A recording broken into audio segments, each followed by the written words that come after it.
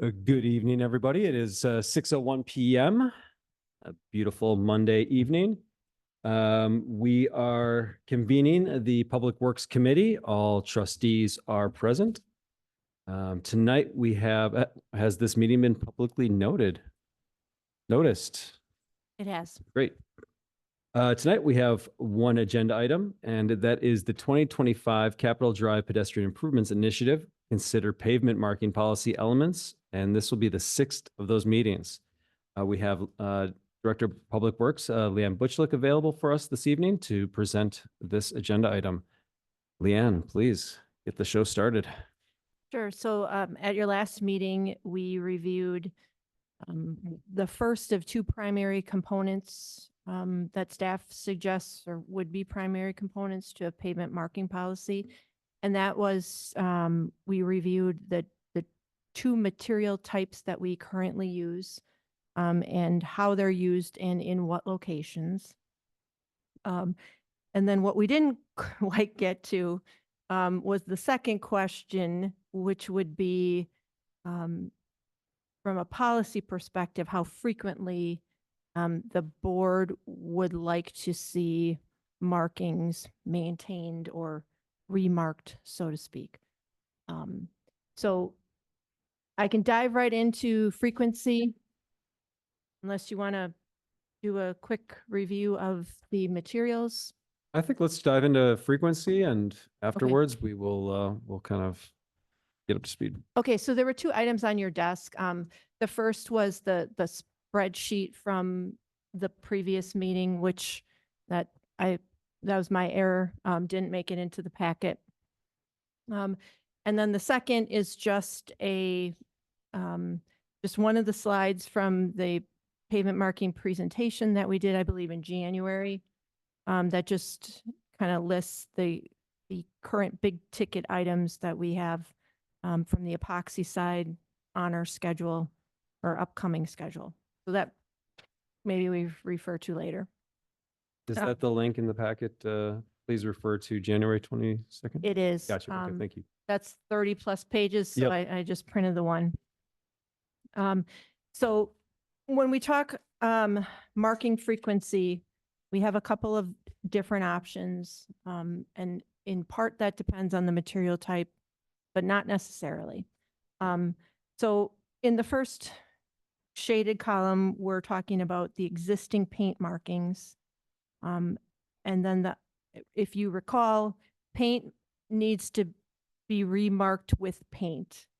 The only way to change materials would be to completely remove, grind the paint from the pavement and start over. You can apply paint over paint.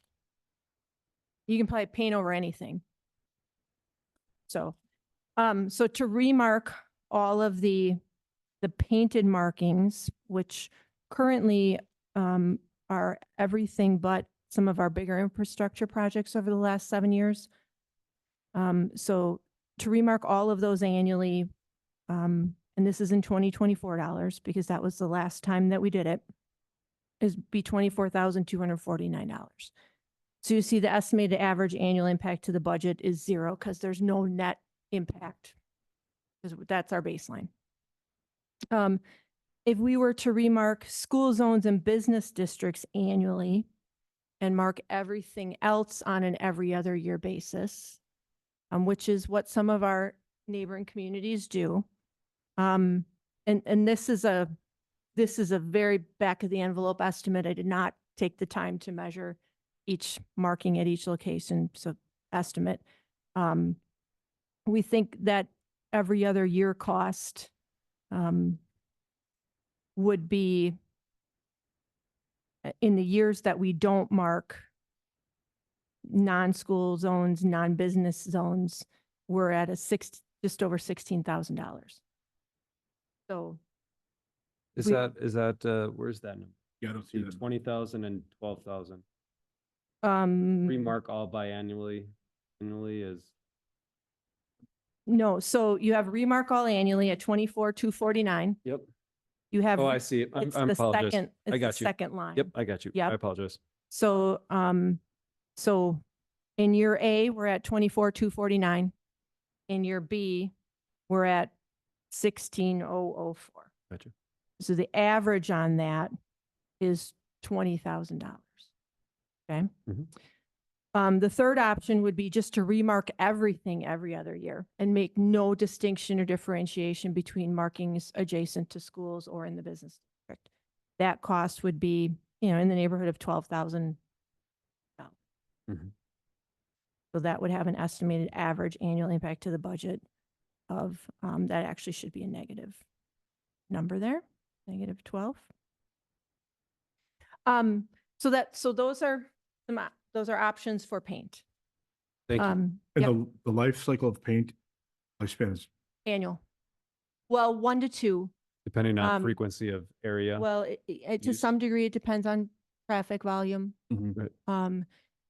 In my time here, we have always remarked all paint markings annually.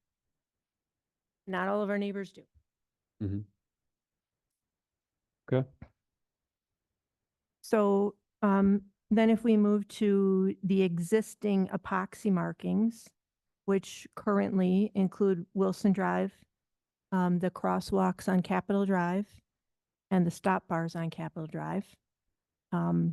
And then recall the markings that we put in on phase 1 of the CC project, and then also the second phase of the CC project. Those were also marked in epoxy. We're going to count those as the new construction area. So to remark those every, that has a manufacturer's delineated lifespan of 3 to 5 years. Again, that will vary heavily dependent on traffic volume and turning movements in particular. So to remark all of those in epoxy, I think I used a 4-year average here, would be $165,830. So your average annual impact divided by 4 puts you at 41.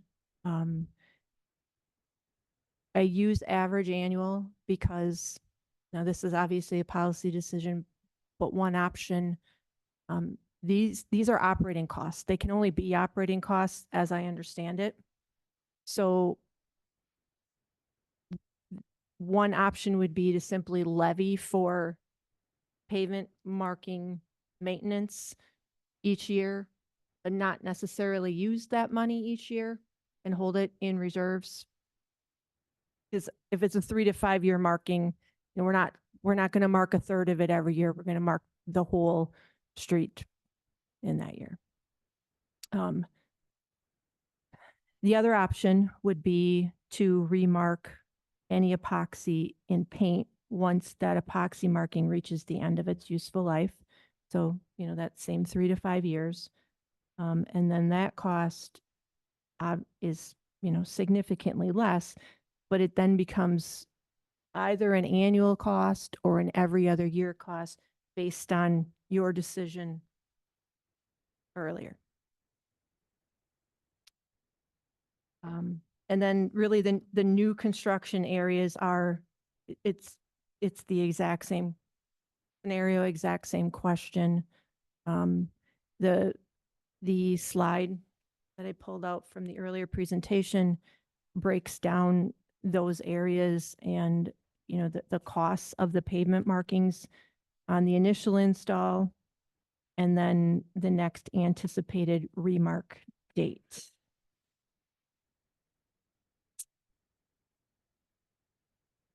Fantastic.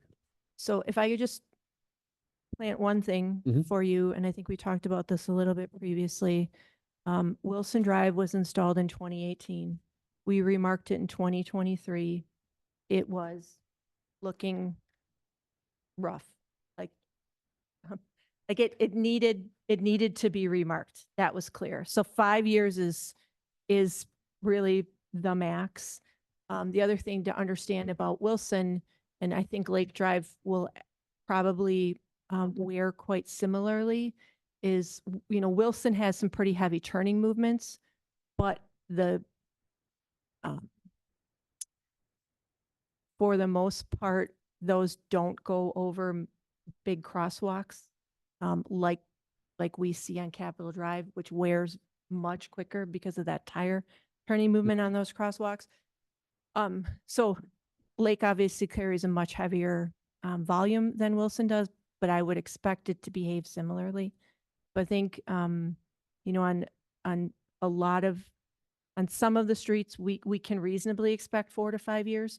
I think on others in epoxy, we can't. I mean, I think we see already, you know, Capitol was installed in 2022. We're at 25, which would be, you know, we'd be going into its third season this year. You know, I think you can definitely see Oh, yeah, it's that definitely. it's uh-huh. reaching Yep. the end in Mhm. terms of nighttime visibility and retroreflectivity is still quite good, actually. But, you know, in the daytime, you're not getting the contrast we did initially, though on concrete roadways, you're never going to get the same contrast that you have on asphalt. Mhm. So your markings are always going to show up better on an asphalt roadway. Mhm. You know, for, you know, I think some direction here for us, for you, for this conversation. Can we start at some of the high traffic, high visibility sort of areas first and kind of work our way throughout the village? Would that be helpful? Let's say we start, I mean, I think the big one is Capitol and Morris. Can we have a discussion about that first and kind of see what everybody's thinking and then start to move to other areas in the village? Or how would Sure, but I really would request that we not break street segments into smaller areas. Like such as I would suggest that, you know, all of Capitol? is given the same application, Mhm. the same parameters, the same criteria. Gotcha. And that's really why we were trying to do it very comprehensively, Mhm. because if we don't, this could become a, you know, somebody's half-time job. It's Yeah. just trying to manage, No, I get it. what did we do? Where did we do it? So, just from an efficiency standpoint, it would be far easier, and there would be a far less likelihood for misses or errors, if we said, all right, you know, this condition, epoxy on an arterial is always going to be this. And then you make that kind of broad proclamation. Mhm. And then, you know, then maybe there are options to go back in and say, well, that's good for 90% of it, but maybe there is this one thing that we pull out. I would prefer to do an umbrella Okay. and then go and pull rather than try and piece together pieces on top of. I'd If be that happy to makes sense. take Capital, all of Capital first. Does that help? Like Sure. just to kind of talk to the trustees here and figure out, you know, what I have my opinions. I'd love to hear sort of what everybody else's opinions are on Capital, and then, you know, we can, you know, work to some sort of consensus for you. Yep, I'm happy to, you know, facilitate that however you need. Sure. The one thing that I just would ask, that we keep in mind is typically by now I'm arranging for pavement marking for the year. Yep. I have not done that, given that we're having this discussion. So, Let's come out of this with some direction for you. just, and I'm not, it's kind of a big chew, right? So I'm not really fully expecting Yeah. concrete direction this evening, but just keep in mind that, this is somewhat time sensitive. Can I ask some questions about that? Sure. Yeah. Just so I 100%. make sure I'm clear before we get into it. So remark annual all existing type markings, paint, 24,249, right? With Correct. zero impact to the budget because we're budgeting on average 31,000. Is that correct from the other sheet? Yep. Okay, so we have an overage of 5,000, maybe somewhere, right? Well, that's, 55. no, that's the average. It actually, in 2019, we were at 35. Okay, so We're now closer to 25. okay. Okay, that's fine. So I'm looking at the numbers and I just did some math over 10 years. So looking at paint over 10 years, it's about $250,000, 242,000, somewhere in there. Is that, am I correct? Or just the paint For marking? just existing paint markings village-wide. Right, assuming, right, with the dollars being constant. Yeah. Yeah, yeah, Yep. this is just what we have to go off of right now. Yep. And the epoxy over the 10-year lifespan, assuming that it lasts on average 4 years, that would be, 2.5 or whatever, but that's 497,000, like $500,000 for the epoxy over the 10-year lifespan. Am I still correct? As- So, Yep. yeah. So if we've averaged a budget, and again, this is just average, of 310,000 or 310,000 at a $31,000 a year average, which would be consistent with the average that we've had from 2019 to 2024. We're just carrying the same amount for the next 10 years. The difference is somewhere around $19,000 a year annually, right? Between epoxy and paint. If everything wears the way that it has been and you, Yes, I mean, right, it's. yeah, I'm just trying to they're- figure out they're like, Artificial rules, and Mhm. they're good for making comparisons. I'm Yes, just, yeah, all I'm trying to figure out is, is the juice worth the squeeze on 19 grand a year? Is the epoxy, is it a really great product and we really, really like it, but we think it's really expensive? Is it so expensive that it's not worth $20,000 a year? Or, you know what I mean? Like, I'm just trying to I do. weigh all the different um, particulars. I think, to some degree, that question is more relevant on certain roadways than others. Like, for example, if we're marking, I don't know, pick something, right? How about Morris? We never talk about Morris. Okay, so well, I mean, we're marking, maybe that's not, okay. See what you did? Yep, I You know. gave me rope, and You did it. Yeah. So Let's do Olive and Oakland. I wouldn't even use that one. Let's say we're marking in a low traffic area. We're marking stop bars in a low traffic area. Right? Maryland. Does it matter that we're impacting traffic and we're setting up because we're really not impacting many people or much of the traveling public? And if we do that every spring, not a big deal. not a big deal. If we shut down Capitol Drive for a week to 2 running, much bigger deal To mark annually. to mark annually. So I think there are certain impacts or costs that can't necessarily be quantified in dollars that I think are germane to the conversation. Are there, so when you said that you would want to do all the epoxy at the same time, right? Is that, No, so I'm fully expecting that we're going to stagger these, right? We're not going to want to mark all of our epoxy roads the same year, Right. right? We're going to want to get these staggered? So it's not I a mean, big we're bill. doing some sort of marking every year. Mhm. And that dollar amount's going to vary because some of the roads are going to be longer than others, right? That's what I would prefer rather than to say, well, we're going to do capital crosswalks in paint every year, but we're going to do stop bars and bike lanes in epoxy every 5. There's a valid argument for doing it that way. That wouldn't be my preference. Definitely not my preference to say, well, these blocks are going to be epoxy and these blocks are going to be paint. That gets very hard to manage. But Are there scenarios, I'm sure the answer is yes, but impossible to quantify, where the epoxy lasts within 5 years? I Just don't can't go- speak to that because I don't, we Haven't had it. haven't had it. Okay. Like I said, Wilson was our first experience with epoxy and it was looking rough at the 5th year. With higher traffic. It being a Well, higher. I some- mean, even the center line, which doesn't get crossed real often on Wilson, it's a double yellow. in those areas, it was, you could visually see the wear Okay. or the fading. At 5 years. Okay. Yeah. That's fair.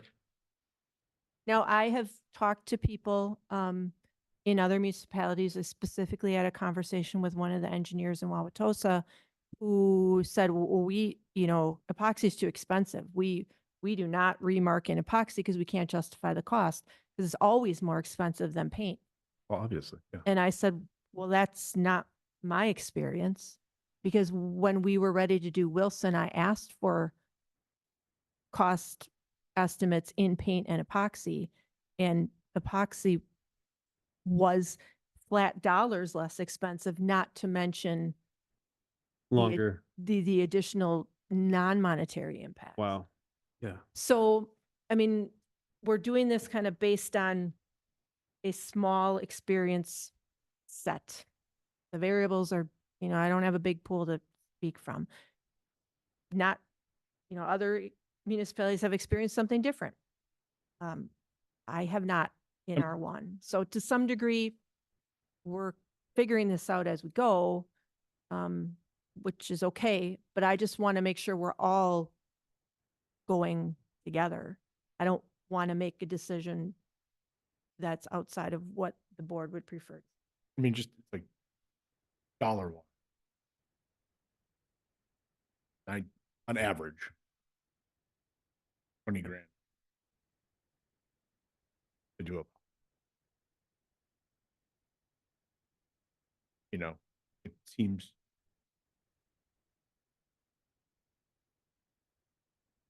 Assuming that your traffic, that some places. But the 31,000 average markings strikes me very, very low.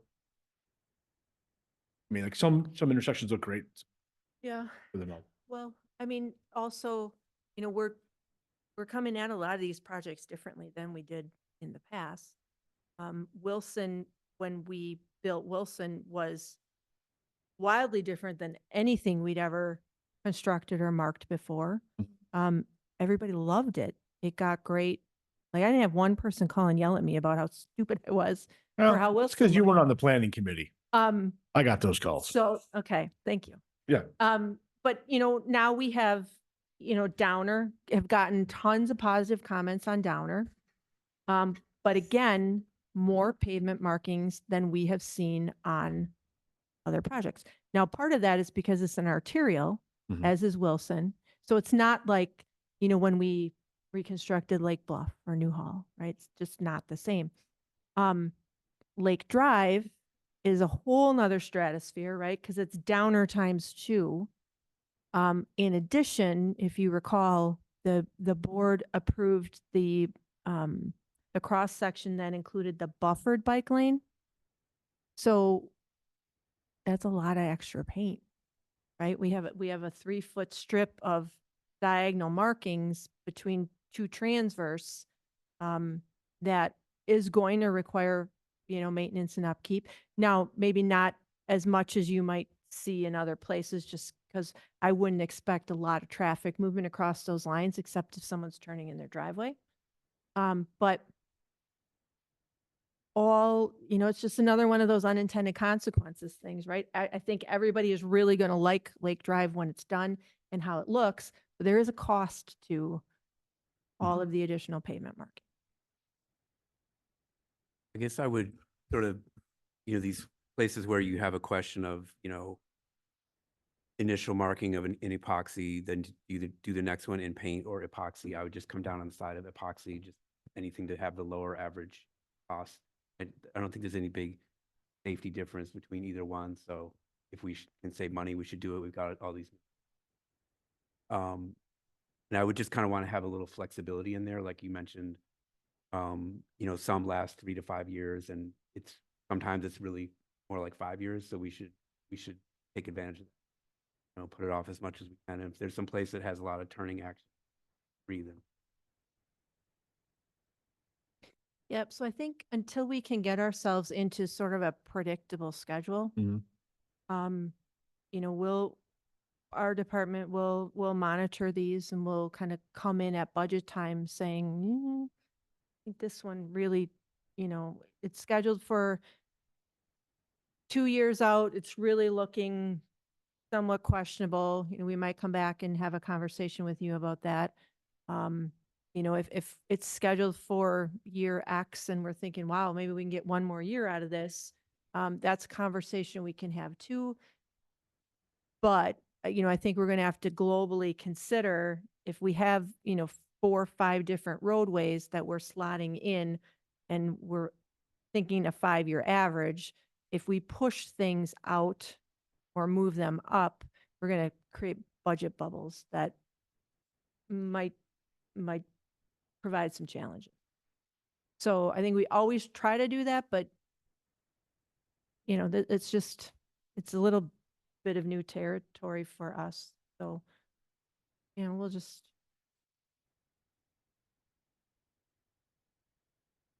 You know, I just, you know, in the back of my mind, I keep coming to the idea of Capital and Morris, and it's just a, you know, a big topic in our community. Obviously, you know, we have this discussion a lot. What can we do in that area? What can we do at that intersection? And I kind of keep coming back to the idea that, you know, paint may be the most sort of the highest impact. I know it's going to be a nightmare to repaint that annually, but I think that having that constantly bright and new is going to be really important. Those crosswalks are definitely faded. You know, everything on that is faded in that area. So it would be great to be able to keep that fresh as much as possible, just so it's bright, it's you know, and it's, you know, it speaks to the fact that we're, you know, really our attention is on that intersection. I kind of like that. That's like the one thing out of all of this that I feel like I know it's going to be a big issue with the community. I know we're going to have to, you know, stop traffic, or hopefully we can do it at night when there's less traffic. I think I've seen that in Shorewood before. Mhm. But I honestly think 3 years into that epoxy, it's pretty much gone at this point, you know, and I think that starts to lead to some of these issues that we have on Capitol where things aren't bright and, you know, it becomes, you know, a little bit more chaotic for people, or it sends a message that is, is that what I think it is? You know, so I think the potential of painting Capitol Morris could be a really high value for this discussion we're having with pedestrian safety. Now, what does that do for everything else? I don't know. Like I'd honestly be up for paint for the whole village, to be frank. You know, I think the epoxy is great, but it sort of, you know, it gets displaced, it starts to fade. It kind of, you know, looks a little, you know, I just, it doesn't look great after time, you know, so I know there's probably some savings there, and there's probably a lot of energy savings there too by only having to do that 3 or so times a year, or four times, you know, every 4 years. But I do like the idea of paint, and I think you could probably get away with a biannual in a lot of parts in the community, painting biannually. And there's probably epoxy would work great, but I think those high traffic, high visibility areas, we really should consider doing paint. And, you know, the community asks us to make Capitol 2 lanes anyways, you know, so, you know, I think they're prepared for some slowdowns in that area, but I would sort of lean on the idea of, or at least throw out the idea of potentially painting Capitol and Morris, that intersection. I would, so I would suggest that you consider, then developing some sort of criteria that says at these intersections, we will deviate from our regular policy. If in fact, you know, it's a, I'd You be know. interested in hearing thoughts of the other trustees on the idea. just to piggyback off one thing you said, you know, you were talking about having paint in the high traffic Yeah. or high visibility areas. As of now, that's the only place we have epoxy. So that does make that conversation simpler, because if you want paint in high traffic, high visibility areas, then we just have paint. Yeah. If I right? remember correctly, that goes to paint, Paint can't go to You epoxy. can put paint over Yeah. anything. but You you can't can't put epoxy over paint. You can't put epoxy over paint. But you can put paint over epoxy though. Yes. Okay. So once you move to paint, you're there, not moving back. Unless you grind it. Mhm. Application process, are they similar? Are they comparable in time? I believe so. My understanding, which may not be correct, is that the epoxy, it's really a resin and there's a couple different components that go in it. So I believe it's, mixed as it's being applied. Mhm. So I think, there might be somewhat of a time difference. It may take longer to dry. But I think you'd probably measure that in hours, not days. And the application is the same. If we're talking about, Yeah, Uh, it's a spray. I mean, it's Sure. not like a tape or anything. Okay. I would think to the uneducated public, I wouldn't count myself in that category. You wouldn't be able to tell the difference if you were watching it.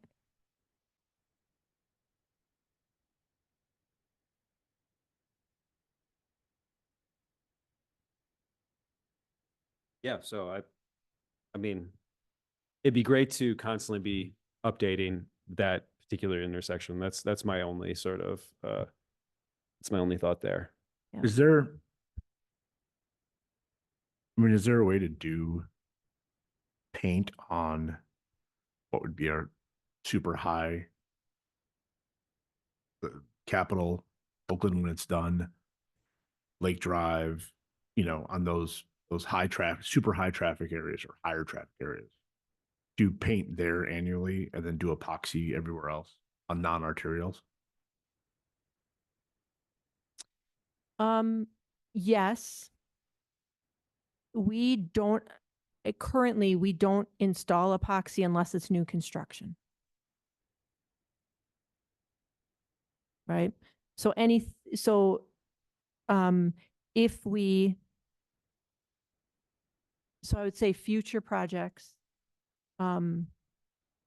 we would continue to do epoxy. I think, aside from South Oakland, we're kind of done with our arterials Mhm. for a while. So if we're doing any reconstruction, we're moving it to residential streets. Those can be epoxy. Again, on the residentials, that becomes a more difficult, what I'd call record keeping issue. So then, we have to remember, okay, Newhall and X was this year, Newhall and Y was a different year. Whereas if we're talking arterials, that's easier to schedule and calendarize. And Yeah, I'm thinking like, But even with that said, I think we could honestly go biannually in some of those lower traffic. No, there's nothing really lower traffic, but looking, I don't want to say Morris as an example, but like Larkin or some of those side streets. I mean, I think some of the lower traffic areas can definitely, we consider biannual painting. I'd prefer to do that than have them go to epoxy, quite honestly, just from an efficiency standpoint. It'd be much easier for us to develop an AB. a year A marking plan and a year B marking plan, rather than try to remember which areas were epoxy at these various locations throughout the village. So it'd be feasible to do all main arterials and paint. As an example, everything south of Capitol Drive. Something similar to that, yeah, I think would probably be the most efficient way to go about it.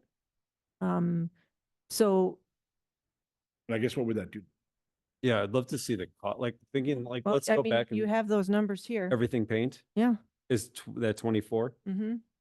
And that's, so I figured. I mean, no, you need to look in the white column and then the Gotcha, good. far right shaded column. Those are your paint numbers. So remark all in paint after initial 3 to 5 years is then the numbers you need to be looking at. Remark all in paint. So if we do, For the 88,000. yeah, well, that's just for Wilson and Capitol crosswalks. So then if you want to move to paint on Downer and on Lake and on Oakland, then we need to look at the new construction markings. So then you would have that 88, Plus 562 plus the 91. plus the 91 Per- annually, So And then plus that's 24, 170,000. plus 24. plus 24. So $200,000 a year. Which is, considered higher than $31,000 averaging. I was gonna say, I was like, I'm not following your math, but I understand where you were coming from now. Yeah, I mean, I was trying to. How was is it trying to average out- 31,000 right now if that's going to cost 200,000? So your average annual budget over the last 5 years. Yeah. The money allocated for Yeah. for marking paint markings Right. has been a $31,000 average. You're bringing online all of these new paint things that gotcha. we've never remarked. Yeah, the inventory is growing. No, I get it. Oh, I get it, but there's still the same streets have been here. No, I mean, Lake Drive has been here. It is Capitol's been the here. markings are a fraction of the lineal feet of pavement markings that you will have out there when that is done. So Downer this- okay. probably increased by hundreds of percentages. Okay, so okay, great. So $200,000 essentially. Let's do this in epoxy, or what, if we did epoxy in areas, we're still at a very high number here. We're that epoxy, bringing epoxy into the mix is definitely not bringing this $200,000, that number down that much. An average over the life of the marking it is. Okay. But like trustee Kudo was saying earlier, it's, Negligible. Yeah. Okay, so I just want to make sure. I'm usually good at what's going on here, spreadsheet. So paint annually, $204,000. That is all three of these columns. Everything So- in the village. Yep, 24,000 for the remark of village wide, the 88,000 estimated annual average for Wilson and Capitol and stop bars. And then Downer Lake and Oakland is 204,000. When I'm looking at epoxy, can you give me a 4-year average on epoxy? Is that even possible to do that? Because I'm trying to average them out over a certain time span. And I don't know what Well, If we let's say tried you to do all quarter that. this- Let's say you quarter the 165,000. Is that a reasonable way of doing that? Taking $165,000 and making that a quarter of the cost to get what potentially an average annual cost. well, would that's be? what this shows. That's what 41,000. That's what 41 it shows. is. It's a 41 number. Yep, Yes. okay. So But the then the same would be 51,000 over here. So it'd be 92, it'd be 93,000. And then plus the 24,000. Right? Because we still need, Correct. so, okay, so that is, yeah, so you're around 100,000, 120K a year. for 120K a year. paint. For paint village wide epoxy at the high traffic areas, what we do sort of like epoxy Wilson, Capitol, crosswalk sidebars, epoxy at Downer, Lake, and Oakland, and then paint everywhere else. Hey, yeah, Uh, village wide, 24K.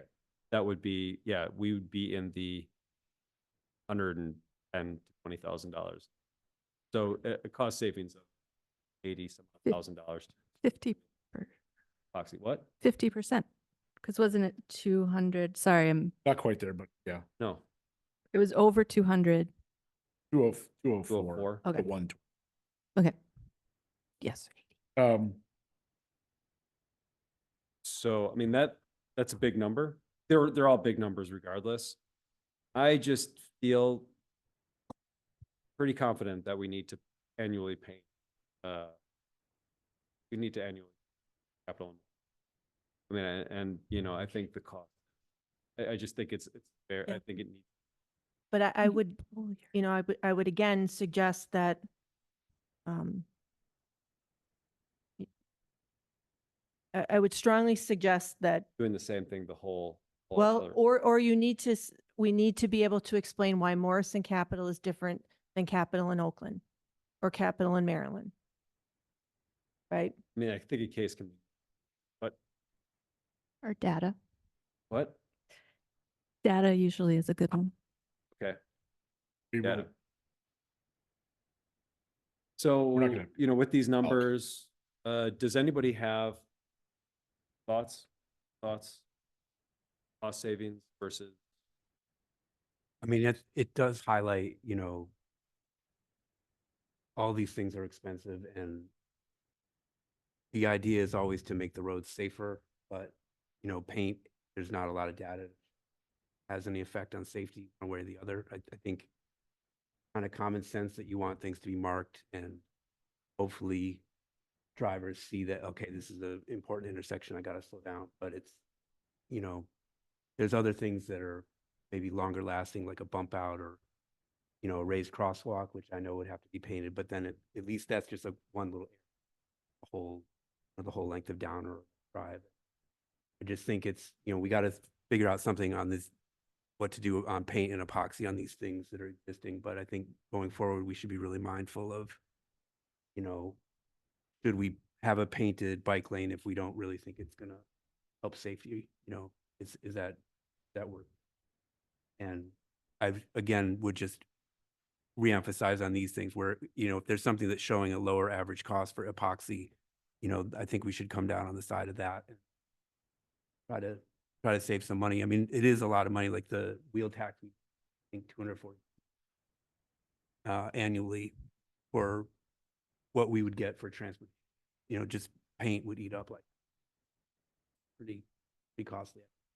Probably people didn't really realize what this was all going to cost voting on these projects. So just something to keep in mind for next time around. One other, or I would say another alternative, I think, that would be possible, would be to, you know, if it was the will of the board, I think we could evaluate the possibility of, marking crosswalks only in paint and then all That's- other markings. What I was gonna.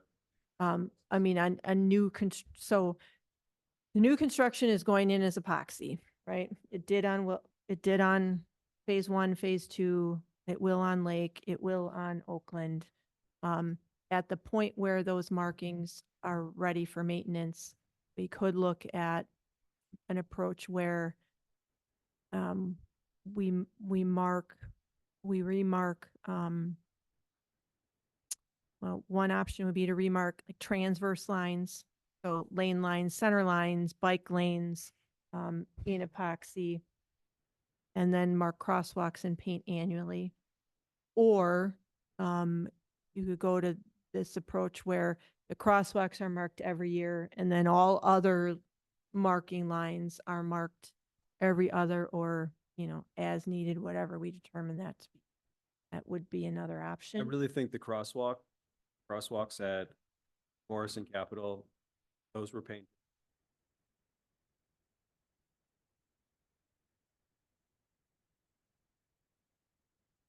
Does that have to be contracted out? We don't have the equipment to do it in-house. The equipment,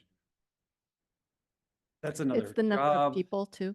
right, the people, depending on what type of minute. 2 to 3 people, the equipment.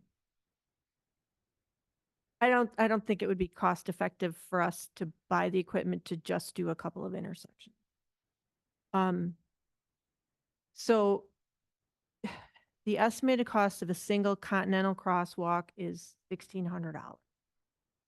That's one crosswalk. So you would assume Capitol, Morris, you're talking 16 south side, 16 north side, and then 32 because you're crossing 4 lanes. 32, 6, 4, 5, $6,600. That's mental math. That is not my strong point. Right, under 10,000? Yeah, Okay. yeah. Do the cross. Morris and Capitol. Yeah. One Morris- intersection. That's right now, that's a big concern. Yes, but that you gotta, that's also Got it. not almost half of what we spend on the whole I village. got it, I got it.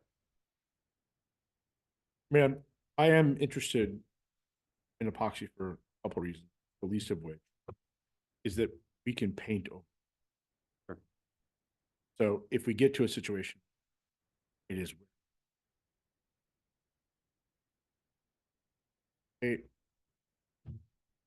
Have someone come out Mhm. and imagine it would. Whereas paint, if we go that driving to, it's a different problem. But I mean,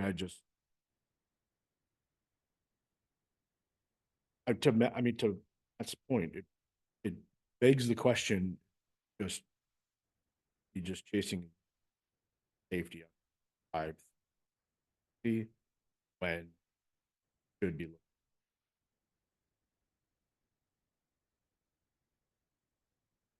President McKay.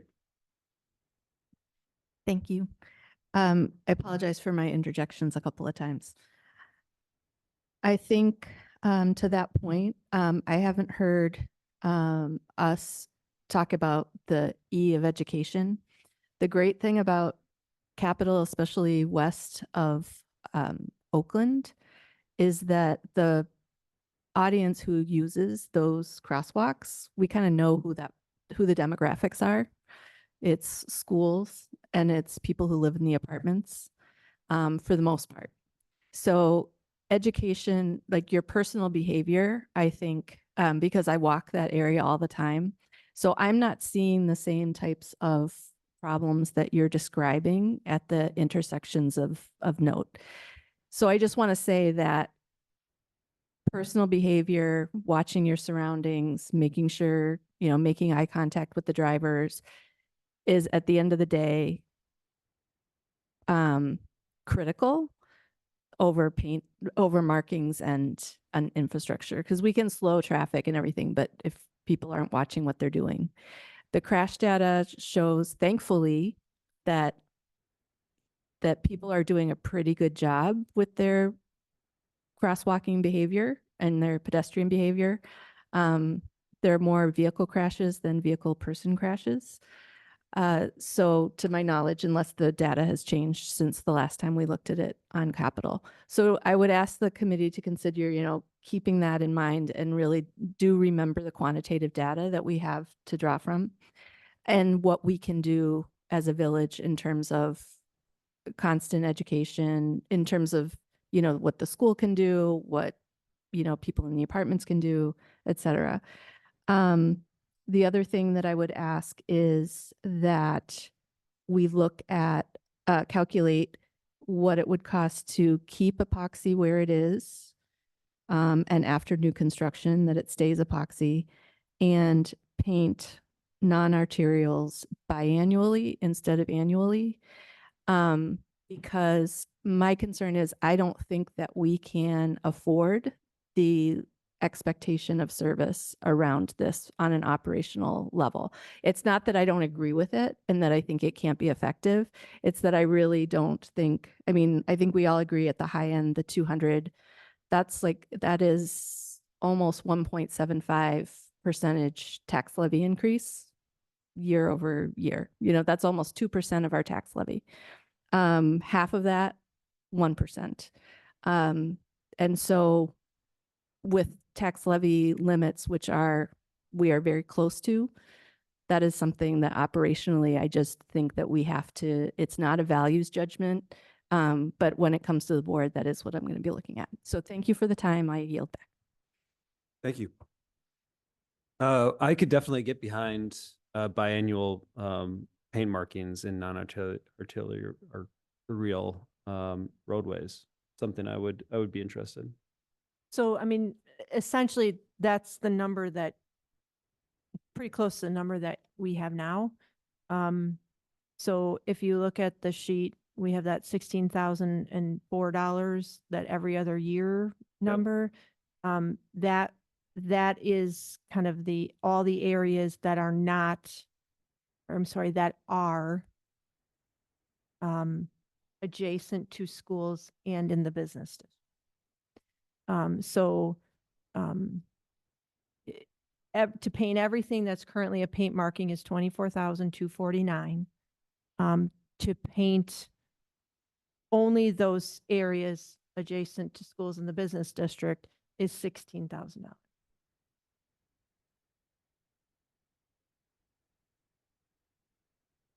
I guess my feeling is that if people are really taking responsibility for their behavior, that biannual, even in those adjacent areas, would probably not change the likelihood of injury that, the data, I don't know that would support. Even though taking in and of itself, it's only what, $8,000 or something. So I would never want to get into that argument. But again, we have to be thinking about this, how it fits into that bigger picture that we're driving for year Mhm. after year. Yep. How long has the epoxy been on Capitol right now? So the stop bars and crosswalks were repainted in the fall of 22. Yeah. I mean, because they are pretty worn out. So that's 2 years. And I'm not saying paint's going to stop a car from hitting a child. I think but it's also very symbolic to see bright white lines on a roadway. It helps people sort of identify the zone that they're in, and just trying to think of the kids. But I'm also trying to think of the budget and the residents as well. So and it's pretty steep number. With that said, does anybody else have any further comments? We're kind of getting close to 7 o'clock here, and I know we've got a lot more to talk about. No, I'm good. I had one anecdotal memory that I wanted to ask about if you don't mind. Remember there was a year, I can't remember the budget year, where the markings were not approved in the budget. They were removed from the budget on Oakland, and it was Oakland and Downer. And so they went an extra year or two. So it would have been 2016, 2017. I don't recall Okay, that. then we don't have data on that. Never mind. I don't want to take more time. I would just point out, of the communities that we surveyed of similar size-ish, even those that don't mark everything annually, every community marked school zones annually. Okay, well, that's your standard then. Yeah, it's a great idea. Mm-hmm. All in favor? So I guess I'd be looking for so initially my thought was to get feedback from you on these components, and then drop them into an actual policy document in our policy format to bring you next time, so that a recommendation may be made for the board to then consider late April, I guess, or early May. I'm not sure that I'm hearing. It sounds like consensus is going to be epoxy in the main roadways, sort of what we have going on, what you've had lay out here, and then potentially biannual. I don't know if we have consensus with that, but thoughts on biannual in non-main roadways? Yeah, I don't see any reason to spend the money. So I would look into biannual, high traffic or non-arterial, and then epoxy sort of everywhere else, and then remarking with paint in school zones annually. So just to clarify, anything that's going in new construction epoxy, we would continue to maintain epoxy at least Yep. for the period? So Capital Morris, we still have what, 2 more years until we have to do something there? Well, I mean, so that, quite honestly, so that was, capital was Best. the genesis of this whole discussion, Yeah. right? That taper request. So I was kind of I requested a comprehensive policy, but was kind of bracing myself for pulling capital out and looking at it separately. Doesn't sound like anybody else is interested in that. So, So we will move on from that one. So then, so one of the other items would be, if the board wishes to give policy direction in terms of how frequently remark epoxy, then I would know how to start planning to schedule that, that maintenance, whether that would be for 26 or 27. The sooner the better for Capital Morris, for sure. You know, I don't know that I feel comfortable driving it. Obviously, there are, but moving forward, I'm comfortable.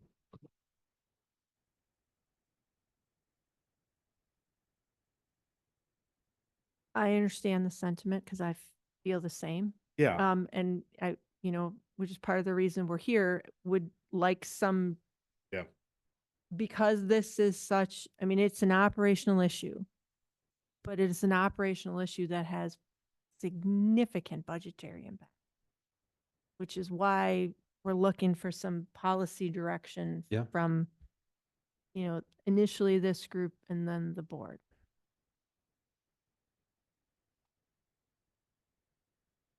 But what I can attempt to do is to drop what I believe I've heard into that policy template, and then highlight the areas where we either need to come to a consensus, or I'm not sure of, like, I think I know what I hear now, but next week, Tuesday, when I sit down and try to do this, I probably will think I heard something different. So I'll just try to highlight the areas that are, decision specific and make sure we That'd be cover all great. of those again. but does this give you enough time to take a look? Assuming they haven't changed much, or at least the ratios have not changed much, but Quite honestly, no. I don't have the bandwidth for that, which is why I went with actual costs that we had in 24. Okay. Because they're Shorewood specific, so I know. I would not be able to do that. I'd have to pull together a template and then give it to the engineer and say, give me all your, your recent costs on this. your expertise would suggest that they could not have changed too much in a year. The relative percentages, I doubt. Okay. But I don't know that for a fact. So if you want, I can lead Yes. to Rebecca.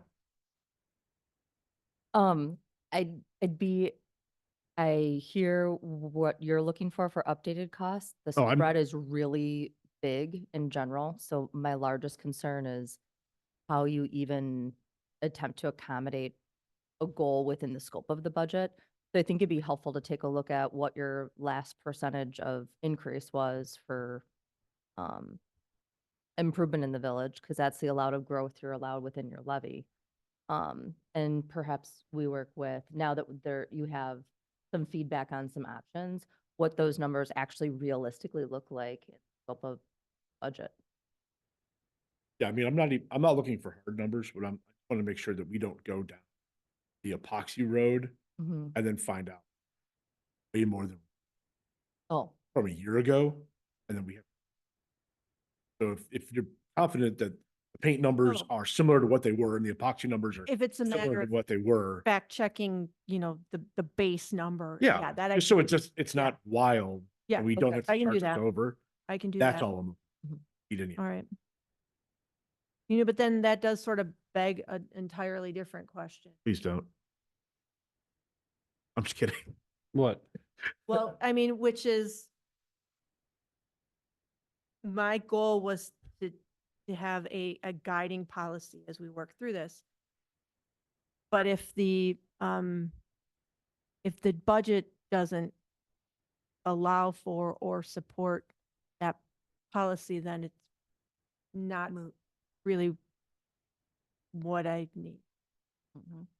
So I don't, I don't know if there's some different direction as to how we move forward with this. I can attempt to put this in a different format, that maybe that becomes the basis of discussion. My goal was to get this is what we think is the best way to do this and set the policy that way. Maybe we have to back into it based on an available number.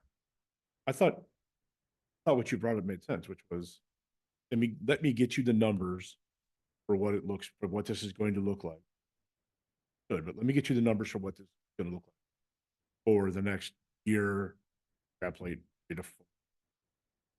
that, but that there will be some additional questions, specific intersections or whatever happens to, that you're going to need us to address. Really?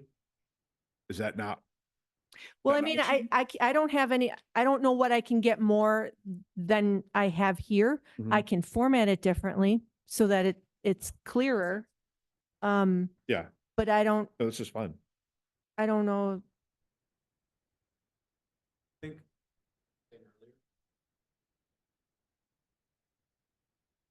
Okay.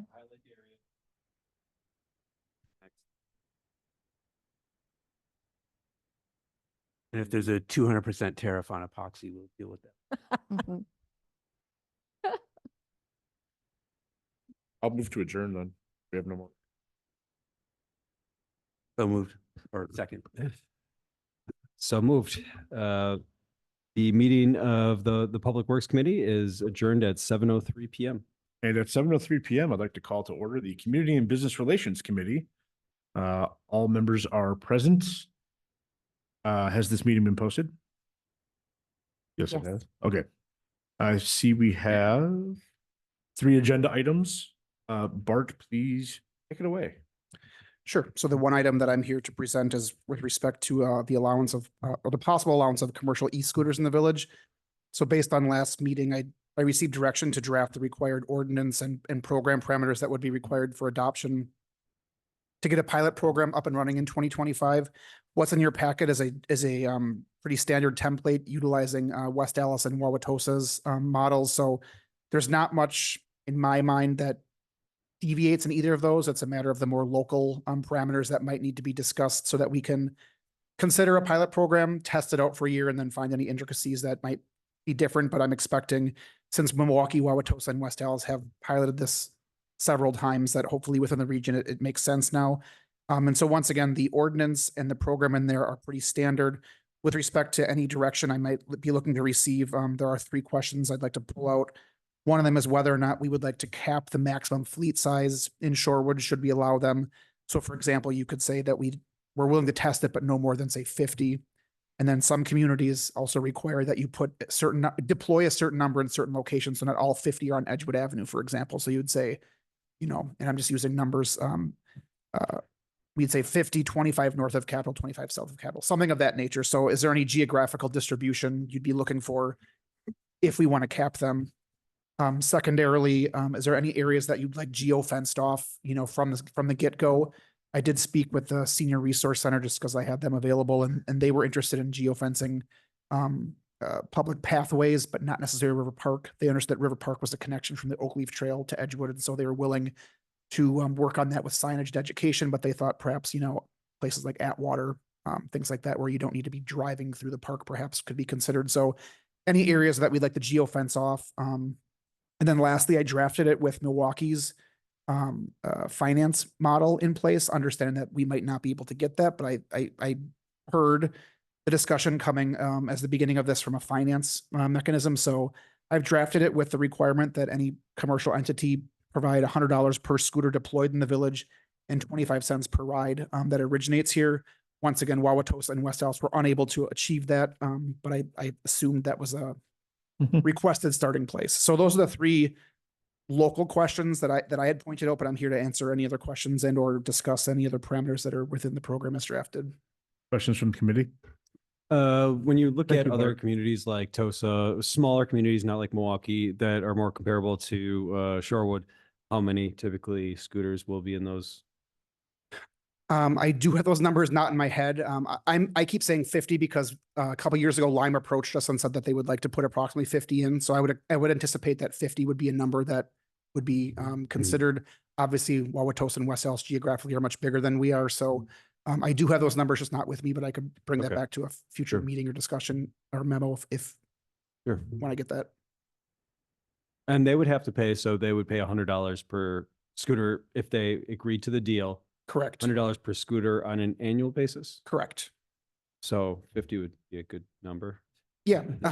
Obviously, if they were willing to go with this would be, better than I presented last Yeah. last meeting with 3,000 approximately. But once again, they'd have to agree to that, it's worth it to deploy in Shorewood for that.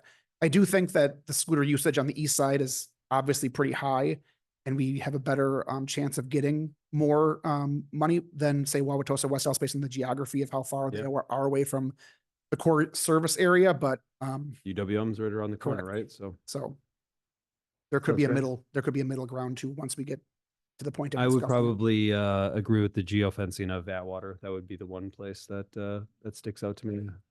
And geofencing, I would say slow it down. Is that or stop it? Stops it. Yeah, so it slows down as it approaches. And obviously this year with Lake Drive, we'd probably want to geofence Lake Drive off just based on construction. And so there are more obviously nuanced geofencing that we could do in terms of construction areas. But yeah, in terms of geofencing, it slows it down so that the scooter does not actually function within that geographic area. And there's something on the scooter that says you're in an area that is prohibited. I think it starts beeping a certain color or a certain Okay. warning to you. I'd be open to slowing it down or stopping it, you Yeah. know, and at least on that stretch of Atwater, that block or two of Atwater. I like how you got the suggestion of 50 from, one of the operators, and I would just suggest that, to the extent we can kind of defer to their judgment on things like where they should be located. I don't know anything about running a scooter network, so they have all the experience and the data and whatnot. So I just think we should kind of be mindful of that. We're letting them do it. They're going to pay a fee, hopefully. So, they're definitely paying a fee. It's just a question of how much, but I just think we should just try out this pilot, see how it goes, and not try to micromanage too much. Yeah, I appreciate that. And once again, we're a smaller geography, so we don't have the same number of aldermanic districts that Milwaukee does. So I know that Milwaukee did it. They did it as an equity issue, saying you can't just be downtown; you have to service the neighborhoods as well. We obviously don't have that level of geographic input, so I'm fine drafting it and letting the market decide where they should best be deployed if that's the direction. Yeah, I'm inclined to, let the market decide. I don't see any reason. I suspect they will put them in the business district, put them, by close to UWM. I would be interested in geofencing or reduced speeds, not only at Atwater, but certainly at the schools. There's no computer at offer out. My question, I'm just trying to figure out age-wise, 18 and over is the age? That's a great question. I believe that is the age, but I can confirm that. I don't actually know that offhand. Because you just need a credit card, right? That's how you Yeah, get and I think if access. they ask you as the user to verify that age, if I recall, I think What you're I- definitely required to say, yes, I am 18. of legal, Yeah, but if yeah. it's at 18 or is it 16, I don't. I don't think or it's 18. Oh, okay. Well, we I can. mean, you can double drive check. at 16, obviously, right? So I can double check the Yeah, age. should we take a, because I just don't need, it came up in my house today. My 12-year-old was very excited. And I don't need that. So, so let's not have my 12-year-old on a e-scooter flying around the village. But generally, otherwise, I think this is a great proposal. I think that we let the market decide. It's a 1-year proposal. So if it's awful or we need to make adjustments, we make them here. But, you know, I mean, more the merrier. You can get around and you're not in the car. Okay, let's give it a whirl. Yeah, I think the pilot's a great way to go. In talking with West Dallas, they, you know, they found out areas that needed to be geofenced that they weren't necessarily thinking of. And so I think getting it understood as to what works in Shorewood gives us the time in this 1-year pilot program to progress on that. So starting with things that we know, and then if we get massive complaints that, you know, they're in some location, we have the right at any time to modify that based on the program language. These will be limited to the street, correct? There's no, is there a sidewalk? Is a sidewalk They are prohibited from the sidewalk. prohibited from sidewalk, limited to the street? We'll have to create some sort of educational component to this as well, I would assume, to tell people to wear helmets, bike, you know, they can use the streets. Yep, I would definitely require any operator to help us provide that language and we can simply push it out. But Yeah. they have this in every community they work I'm in. sure And so, they yeah, do. just using it through social media, the bid, every channel that we have, school Okay. district, et cetera. Yeah, absolutely. Again, I can't stress how much. They're going to ride them all over Shorewood. Like, it's just like, it's, But I mean, I know you don't want it, but it's No, going, but I going mean, to, there's- 12-year-olds will be cruising around scooters all over Shorewood. 13 maybe. Anyways, that only helps me 50%. While we're on that topic, it just, one of, you know, the comments that I just offered to on this is that we're gonna be educating people on what the rules of the road are, but the expectation that that is going to be enforced upon by the police department, that is, that's not gonna, not a good expectation. Because of the fact that a lot of times when these things happen, someone's driving by and people want to report, but if that is not the highest safety concern that we have to deploy those officers, we will not be deploying them. right. And I just want to make that clear because this is in the scope of how we look at response of health, life safety, you know, and kind of make our way down. It's just the reality of the size that we are and the resources available during any given shift. It was going to be my next question is enforcement, and have we talked to the chief and, you know, what are their thoughts? But it makes a lot of sense. But I also don't want to set the expectation. We're okay. I understand that there's a trade-off, that Mhm. there's a safety trade-off, a resource trade-off, but you know, if someone is illegal, Maybe we could stage a big enforcement, like a big roundup of the police just stopping all the I'm just- 16-year-olds on these scooters one I'm just day. saying, I'm saying I think there's a real difference between a kid who shouldn't be on them riding around, a kid who, you know, who's cool, doing things appropriately. And there should be an expectation that you're doing that on a bicycle, or you're doing that on a scooter, or anything else that level of enforcement. So while I understand that we're saying it's okay that they're not going to enforce everything to the same level of traffic infraction, I still want to understand.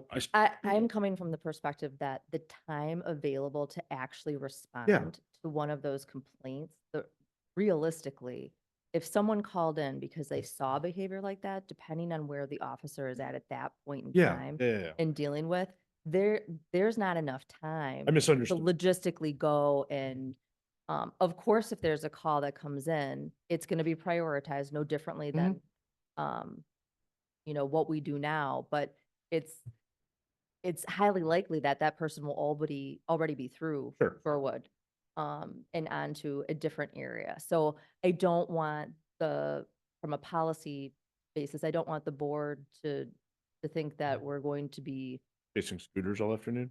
yes, I misunderstood what you meant. yeah,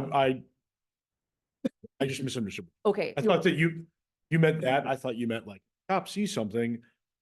Probably not gonna do that. Oh, No, Which doesn't- that's never my. Okay.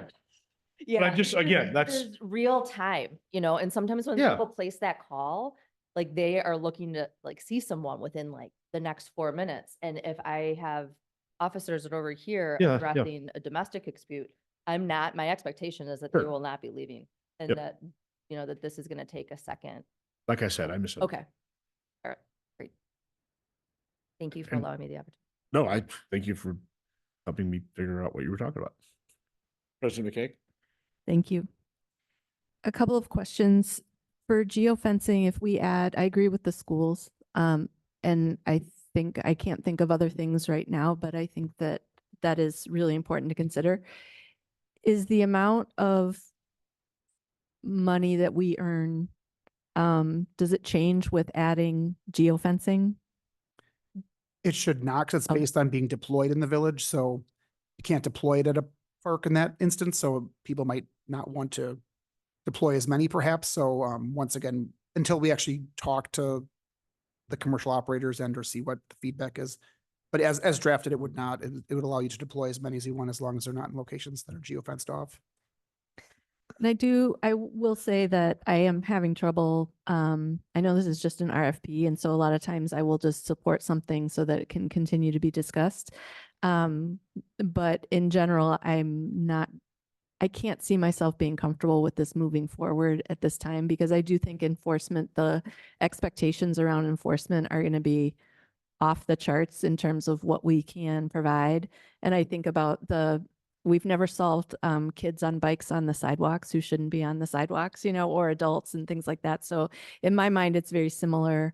And so introducing this as a pilot when there's just so much reaction to something new and this level and seeing what they've gone through in Milwaukee. I don't see myself getting there, but that's for neither. So I have lots of technical questions, but I may just save them because maybe it means that I'm just not comfortable with this moving forward. Okay. Trustees? And with the geofencing, when they slow down, they like really slow down. So, I would say if we were to think about that as an option, I mean, it's like you don't want to be on the thing going that slow. But stopping completely might be tough, like especially around the schools because there's so many schools and they're, Okay, half our area could be geofenced. Yep. Yeah, they may come back and be like, I'm not interested. So, trying to find if we are agended for a motion. I thought we were. It says, Yep. Possible recommendation. So if you're willing to give one as drafted, it is drafted with all pedestrian paths, which includes parks and school grounds prohibited. So Atwater in the school is currently outside of that. So I don't think anything in the draft would need to change. I still do need to get a review or comments from the village attorney with respect to insurance and stuff, but you could recommend it subject to those kind of technical details. Either you gents prepared for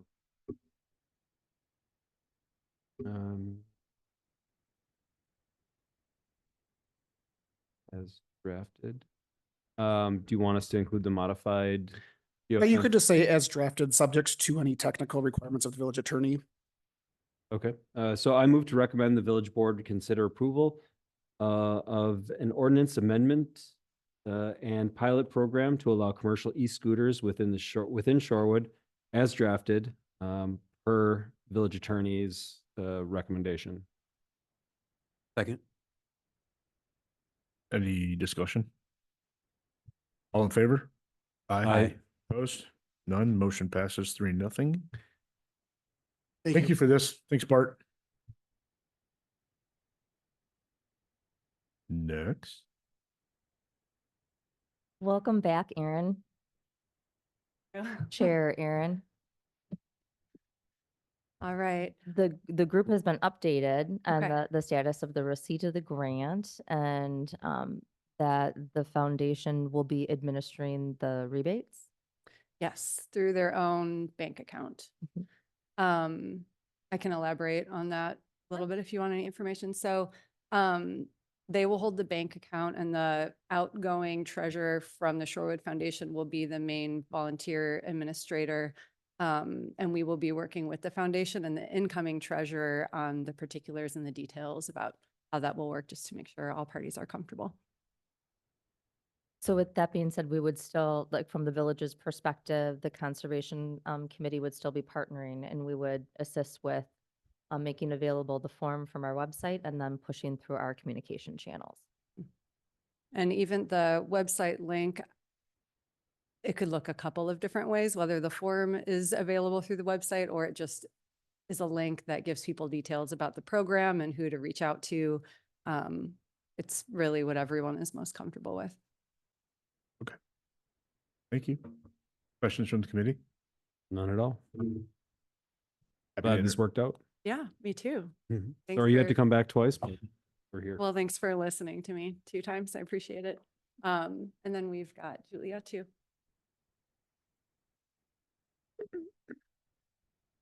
Hello, I'm Julia Eli. I'm also a member of the Conservation Committee. We applied for an additional grant from the Shorewood Foundation to put education materials. What, do they all know this already?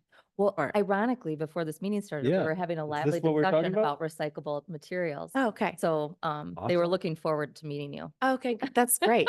It's a good segue. So we had gotten some community concerns and also just some general observations that there were a lot of materials going into the recycling that are not recyclable. So we brainstormed a lot about different ways to get some better education to the community. And the sort of the thing that rose to the top was to put an insert into Shorewood Today magazine that was printed in a different way. So it would be easy to rip out, stick on your fridge, and just have the very high level what can and cannot go into the bin, and then with a link to find more information. So we received the grant from the Shorewood Foundation to have that printed in the summer issue of Shorewood Today. So it'll go out to, I think, 8,000 houses. Yeah, so hopefully that'll help efficiency a little bit. We're really appreciative. Yeah, thank you so much. This is a big discussion point for us, so really excited about this. That's great. I brought a draft, so if anyone in your free time has any feedback before we send it to the printer, We have it in our, that'd be package. great. Okay, Thanks. great. Cool. Thank you so much. Any question?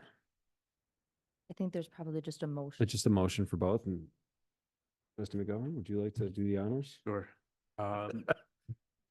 I move to recommend to the village board regarding the grants submitted by the Village Conservation Committee with the village's involvement limited to village manager's office staff creating the application page for the grant on the village website with the content provided by the volunteer managing the program. Administration applications and questions directed to the approved volunteer committee managing the program. Village will promote the program through our standard communications channels, and village staff, neither village staff nor the Village of Shore will be acting in capacity fiscally. Second. Any discussion? Thank you again for coming back. I know this was one more hoop than you didn't know you had to go through, but this has been super seamless. And I think this is fantastic. So all in favor? Aye. Opposed? And then there should be a second motion for the, The tear out. For the tear out? Correct. Get that.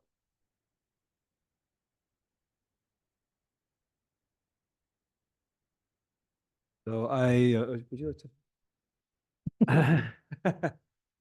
So I recommend that to the village board, the acceptance of a one-time donation identified by the village's conservation committee for the purpose of community education. Second. Discussion? Hearing none. All in favor? Aye. Aye. Opposed? None. Motion passes 3-0. thank you both so much. You've been a pleasure to work with, coordinate with. Look forward to seeing it. If there's any thoughts on this, do you have an email or what's the best place to reach out? Absolutely. Thank you. Cool. Or folks would, anyway, it doesn't, or maybe email Chris and Chris could forward. Okay. Sure. Any other agenda items? Seeing none. Entertain a motion to adjourn. So moved. Second. All in favor? Aye. Opposed? None. And adjourned at 7:25. Karen, second. Okay. I'm like thinking about it in my mind. It's for like the one email address that I never have to go. Oh, I-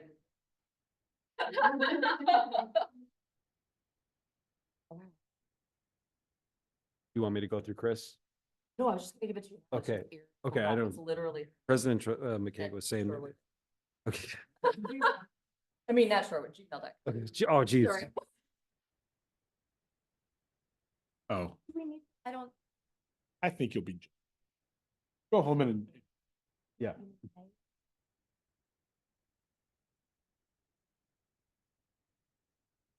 Aaron, can you just write your email? Sorry, I apologize.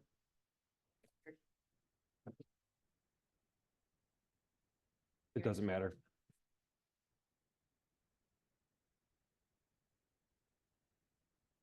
Okay. Oh,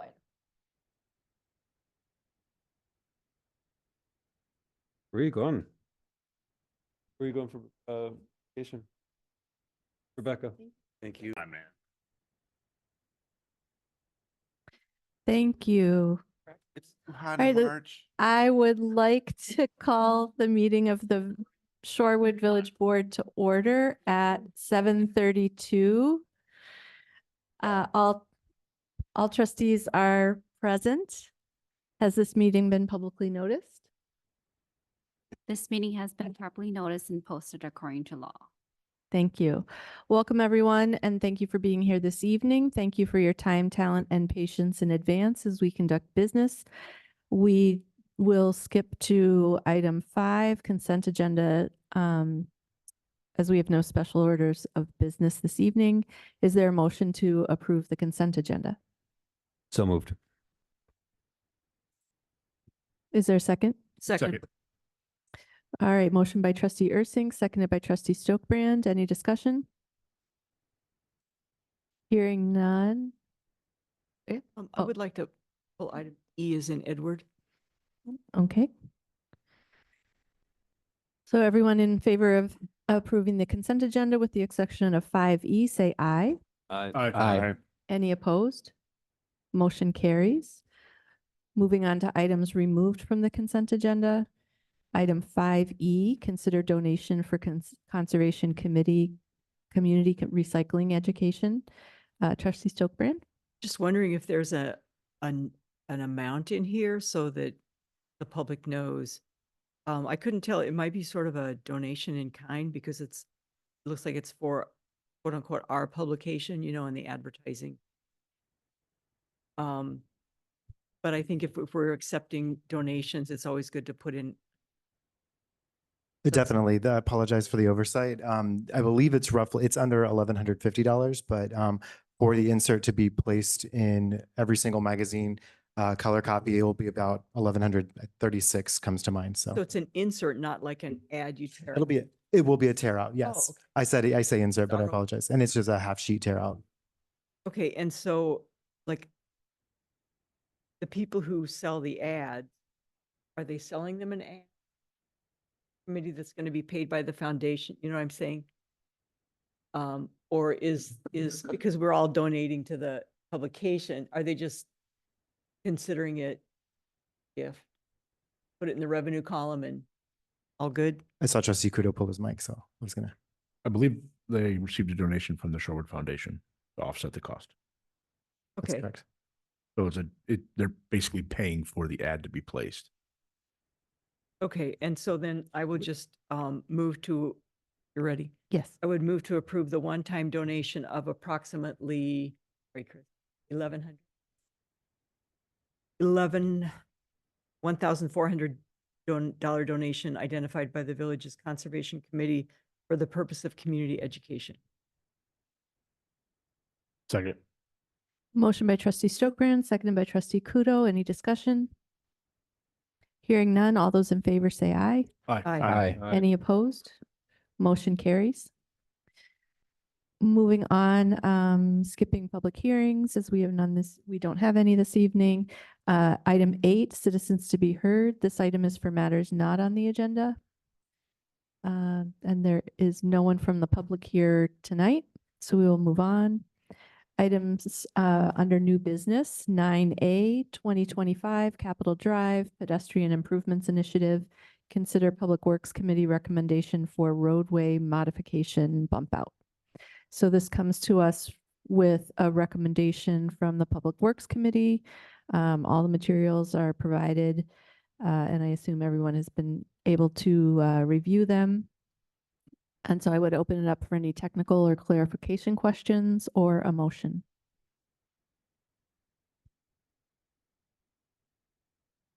Yes. Did we ever discuss the bus bulb? Is that part of this? Is that, or are we, sorry. Sorry, Leanne. That's all right. So where we are right now is a very generic request. Okay. Requesting with your favorable approval, we would submit a request to WISDOT for their review of the potential of any type of curb extension or bump out Thank you. at this location. When we hear from them, then we'll come back and we'll dive into the what kind is best. Thanks. If they approve it. If they approve it. Yeah. I'm ready to make a motion. I move that staff and the village engineer be directed to prepare and submit the necessary materials to the Wisconsin Department of Transportation for consideration of a curb extension at the northeast corner of the intersection of East Capitol Drive and North Morris Boulevard. Second. All right, motion by trustee Ursing, seconded by trustee Kudo. All those in favor, or any discussion, I'm sorry.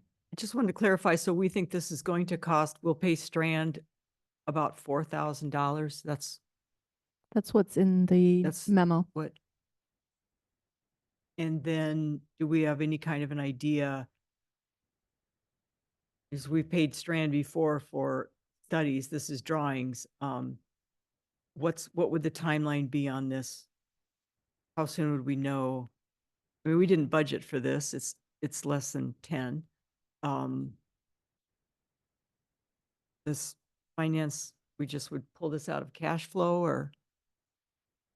So I noted in the memo that it would be funded out of the DPW's Oh, I'm sorry. operating engineering budget. My understanding is that Strand could have these drawings together. They're actually pulling some of the turning movement analysis that they did from last year's study and incorporating it into this, so can have that together this week. And then we'd submit it to WISDOT. They said depending on their workload, we should expect an answer approximately 2 weeks from submission. Okay, thank you.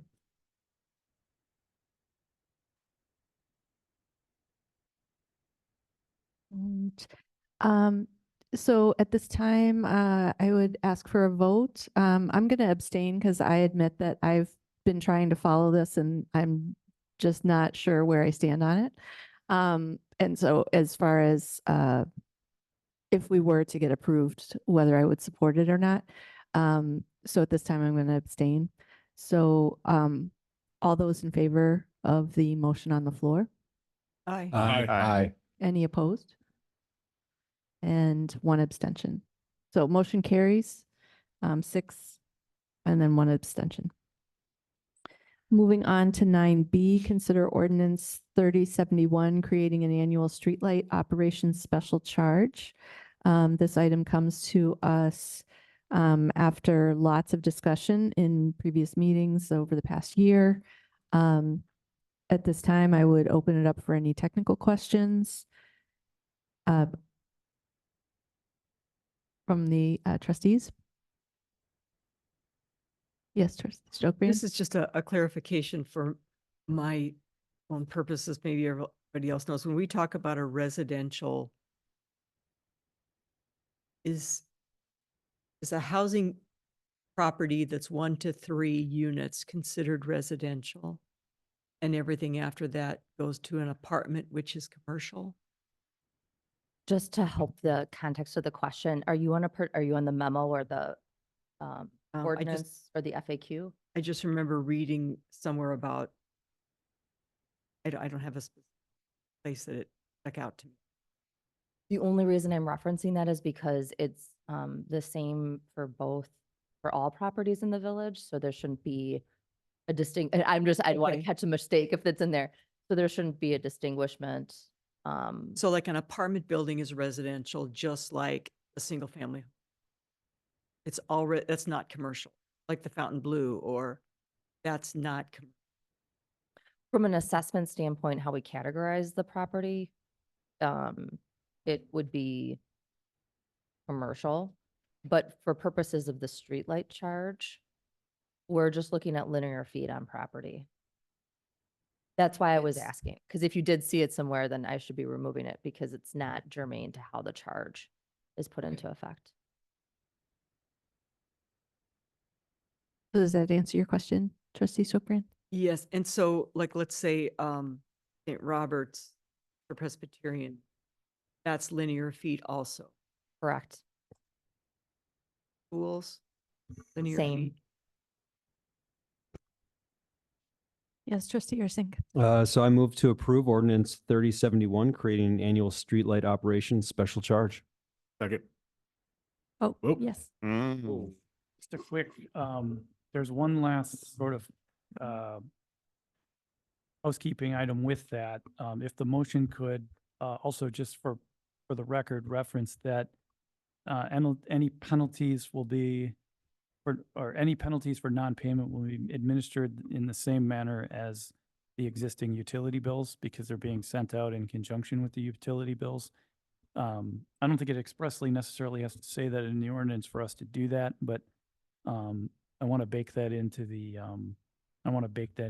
to the motion, only because that was what was discussed as how they would be handled. So we'll add a sentence just saying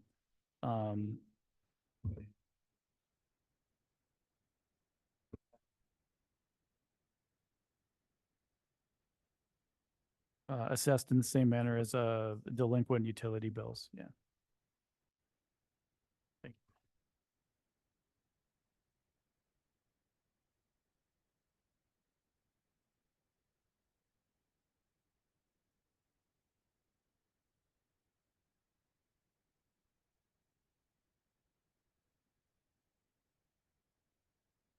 The motion with that included, or? Okay, so I move to approve ordinance 3071, creating annual streetlight operations special charge, with the inclusion of that any penalty for non-payment will be assessed the same as utility bills. I still second. Excellent. Thank you. The motion by trustee Ursink, seconded by trustee Kudo. At this time, I would open up for tongue-tied discussion. I would like to say I'm really looking forward to supporting this, and I appreciate all the work that's gone into it. I really appreciate how the board came to the place of acknowledging our streetlight system as a critical operational system of infrastructure and key to not only the values, but the operations of our village. And following our discussion in committee tonight around safety and traffic safety, just acknowledging that a streetlight system that's well operated is a key aspect of public safety, in addition to all the other kinds of measures that we take as well. So I am really looking forward to supporting that this evening. Yes, trustee Stokebrand. I look forward to the return on investment that we should start to be able to see once we get the new lights in online each year on our utility bill. I mean, I think we just had in the financials tonight, we had a $9,000 We Energies bill for streetlights. And so if we're doing 20% a year for 5 years, I look forward to seeing some savings within a calendar year. I think it's a great way to track those, the development of this operation for our village. Okay, with that, is this a roll call or a voice vote? It's not a resolution. Just Roll a call. roll call, yeah. So this will be a roll call vote. Trustee Andorfer, Aye. trustee Ursink, Aye. trustee Stokebrand, Aye. President McKay, Aye. trustee Kudo, trustee McGovern, Aye. and trustee Lynn. Aye. Motion carries 7-0. Thank you. Moving on to 9B. Consider resolution 2025-03, appointing a fiscal agent to serve as fiscal agent in connection with outstanding obligations. All the materials in our packet, I imagine everybody was able to review that. Are there questions at this time? Yes. So I'm just want to get some background. So would Mark Emanuelson, did he do this when he was? So, hi, this is a new request that's coming out of our newest bond issuance, and it is just to address the additional risk of turnover when we pay our bond payments. We want to make sure that we don't miss any interest payments, as they could be a negative factor in our rate, in our yearly rating call. And, most communities are going towards using a fiscal agent when they have their bond issuances. So we're recommending that the board consider going down this route to avoid any possible risk in the future. And so did I miss, how do we pay US Bank? It's Is it- part of the bond issuance in future years, and it's about whatever cost I have in there. I think it's, I don't know if the resolution or summary says so, but it will be a few $1,000s each year that will be paid from the bond issuance. This fiscal year, we're going to pay it separate, but the rest of the time it'll be baked into the deals. And it's a fixed one, or is it a percentage of the? It will depend on the bond issuance itself and the quantity of work, yes. That's why I can't quantify exactly what it is. It is per issuance and series that we pay. Right thing.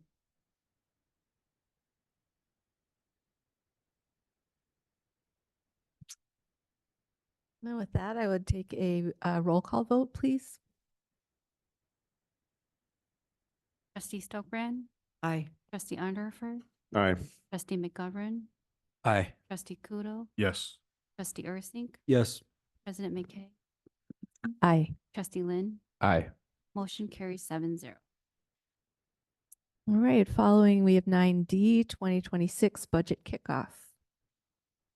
So for this, I will hand it over. Hello, I'm going to be very brief because this is really just a kickoff and time for you all to start thinking about the budget process for our 2026 budget. I know we just passed the 2025 budget, and just a few minutes ago, we went and reviewed our 2024 unaudited fiscal year-end results with Budget and Finance Committee. We did that previously with the department heads, and then we'll move right into our first quarter results here soon, with the end of March around the corner. And all of that will flow into our long-range planning process. What you have before you is a summary of where we are currently economically, knowing what our ratings call looked like, our bond issuance underway and completed now. We know some factors, but we don't know anything about what our revenues are going to be exactly from the state.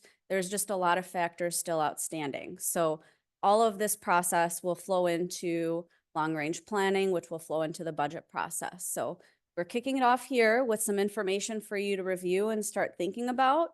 We want to highlight the momentous occasion that you just mentioned, that we've got the streetlight fee in there now. And that was one of our big levers that we pulled as part of our 2025 budget process. So I want to congratulate the board for getting that underway, as well as the vehicle fee, which we have collected and started seeing revenues on as part of our 2025 budget process as well. So there's some big levers we've already worked on, and we look forward to continuing to see what we can do with the next budget.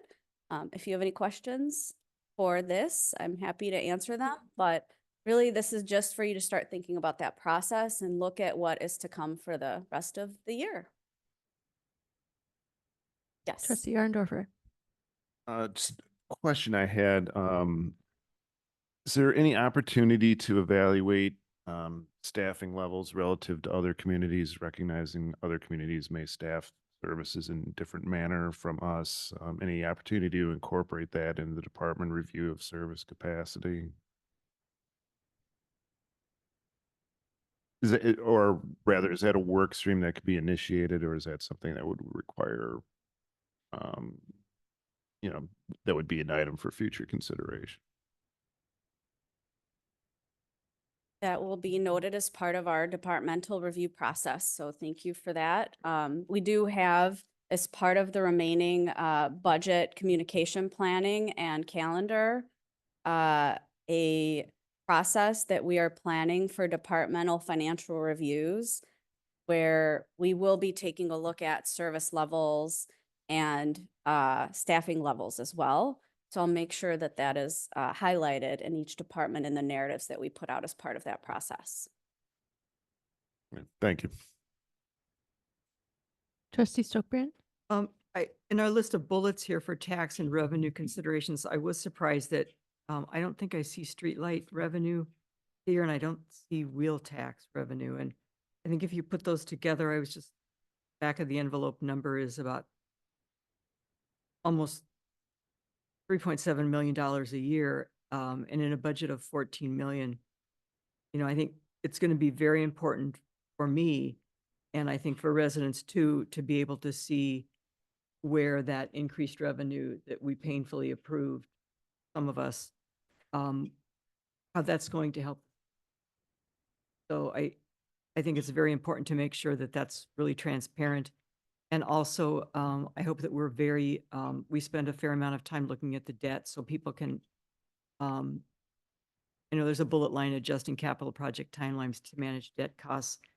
I thought it was really, I appreciate the information that 65% of our debt will be amortized in 10 years. That's a silver lining. But it's all got to be done in context. And so it would be great to have a really comprehensive look at debt for residents to be able to understand where we are with our cash. Thank you. So noted. It will be part of the long-range planning process discussions. And it did mention, I believe somewhere you mentioned here, things to do with long-range financial plan, different tools we could use. And I guess I was not familiar with what those might be. Utilizing long-range financial planning tools to navigate the evolving financial landscape. So the sooner you can let us know what tools are available, that would. Those are the tools we're currently using as part of our long-range planning process. And so what? So our long-range plan, when we discuss it, will be happening in May. So May 5th will be our first review of the long-range plan, and that will flow into subsequent reviews that will go into the budget process. But if I could help you recall, we looked at the long-range plan for the first time last year in August. So that's going to happen a few months ahead of what we saw last year, which will give us a lot more time to flow into the budget process this year. So it just might have seemed like it was all one thing last year, but we do have two pieces: the long-range plan, which is used as a tool to flow into that budget process. So the plan is your forecast for the future over a 10-year period, and then your budget is just looking at the next year where we narrow it down. Right. I understand. When you mentioned that there were long-range financial planning tools to navigate, I inferred from that it was something new, but it's. Sorry, it's just the a description of the layer. process. Got it. All right. Thank you. Yep, no problem. I think that might have answered my question, but I would like to just be sure. So I recall last year that one of the reasons why we didn't look at service level changes as a budget budget management strategy was because we didn't have enough time to do it thoughtfully. Is the thought the way it's laid out this year would actually give that opportunity? Yes, It's kind of baked in as part of that departmental review. Right, exactly. So we will take a look at the long-range financial plan with the board in May, and then that will be followed by the departmental financial reviews, which we have slated to occur between July and August to flow into the budget process. At that time, department heads will, in conjunction with finance, report to the board what they found in their review process in conjunction with our review. And we'll report that out to the board and have those discussions at that time. But the intent and the idea is for us to communicate where we are with the budget and what the department heads see as a way to keep things as tight as possible for 2026, right? Okay. So we already know that we're operating in a very lean budget. Right. I truly don't expect for us to find too many large levers in the Mhm. departments, right? Mhm. So this will be more of a understanding where the departments are so Kind of that a we baseline. can, yeah, so that we can baseline where our services should be, Mhm. and then we can better navigate moving forward. Okay. So by converse, another way of saying is, staff is not going to come to the board in June and say, what's your appetite for cutting services? This year, the way what we're doing is we're establishing a baseline, and so we shouldn't think of that as a precursor to talking about service delivery changes to manage the 2026 budget, any shortfalls. That sounds like a very accurate summary. I think it would be very difficult to just outright cut services, Right. right, willy-nilly. I mean, Mhm. you could pick and choose. Mm-hmm. And that's why it's difficult to handle that in one budget cycle. Right. So we're opening up that discussion, starting with the department heads, and then Mhm. we'll bring that discussion to the board. That is very helpful. So that's a level set for all of us in terms of what we're going to be asked to consider. And it sounds like we'll have more information in May. And if there are any questions about that we should be submitting those questions, to staff for us to consider and give that feedback. Yes, So Trustee Stoker. I'm confused. Are we looking at service levels for the 2026 budget or? We may be, depending on what each department head brings to the board. But we're starting with the department head, looking at their department budget and evaluating where they're at as far as what can be done with service levels. Because as we know, they're the experts on their department and what the possibilities are. Right, but I think as people responsible to the residents, it would be good to have options. So, I mean, I can say, it'd be good to have each department come and say, here's option A, B, C. You want to make, I would think that would be the best thing for the department heads too, because it's not necessarily their decision. Because essentially that becomes a policy decision. So it would be great to see department heads come to us with, and we would make, that's what I would.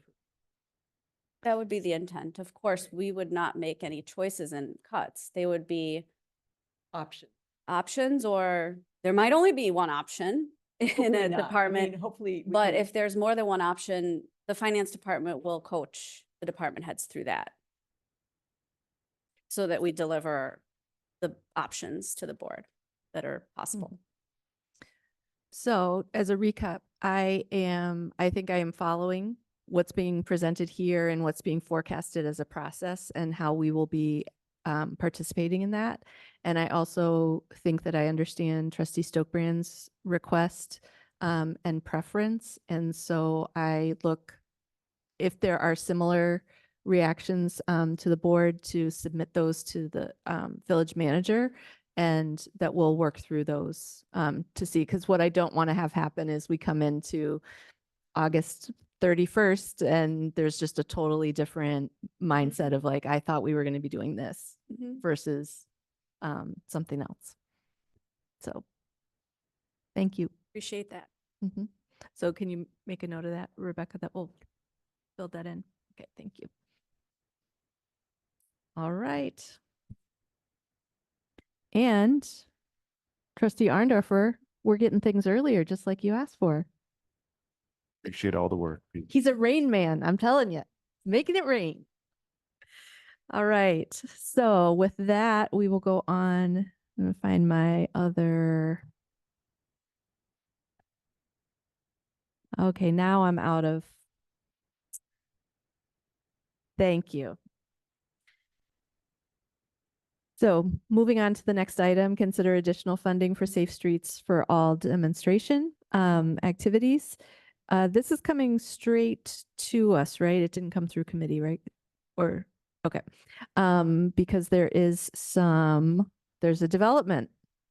So Director Griepentrag, there's a development and then there's a development today as well. So last week, the 5 communities that are participating, which are Shorewood, Wauwatosa, West Dallas, South Milwaukee, and Greendale, were informed that there's $70,000 available of the allocated grant funds through the county, largely based on their understanding of what we've been able to purchase and utilize. And so some communities have not utilized the full grant funding based on not moving forward with projects. We, for example, are probably a little under because we aren't doing 2 speed tables, for example. So once they realized what we all had ordered and what we're proceeding with, they said there was $70,000 left over and suggested that if we had use for those funds, we could request allocation of them. So last week in the staff meeting, I mentioned that, and I just said that I would be requesting your direction on whether or not we should proceed with a request for additional funds to get that second speed table that we had hoped to put out on the Morris Menlo cut through.